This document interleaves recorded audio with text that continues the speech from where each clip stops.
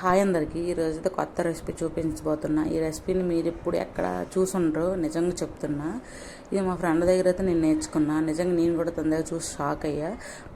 ఇది ఎలా చేయాలని చూపిస్తే చూడండి. మన దగ్గర ఒక కప్పు పెరుగు తీసుకొని అందులో ఆనియన్, పచ్చిమిరపకాయలు, కరివేపాకు, మన దగ్గర నుండి జీలకర్ర, నెక్స్ట్ బియ్యం పిండి, తర్వాత గోధుమ పిండి వేసుకొని మనకు రుచికి తగ్గట్ట సాల్ట్ వేసుకుంటే సరిపోతుంది.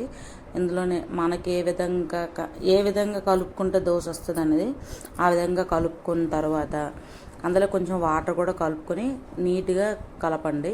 కలిపిన తర్వాత ఒక పావు గంట అరగంట పక్కన పెట్టండి. తర్వాత దోశ వేసుకుంటే మనం క్రిస్పీగా చాలా అంటే చాలా బాగా వస్తుంది. చూసారా ఏ విధంగా వచ్చిందో చూడండి. నాకైతే చాలా అంటే చాలా బాగా ఇష్టం దోశస్ అంటే. పెరుగుతో దోశ మీరైనా ఎప్పుడైనా ట్రై చేశారా? ట్రై చేయకపోతే ఇలా ఒకసారి ట్రై చేయండి. ఓకేనా? Thank you. బాయ్.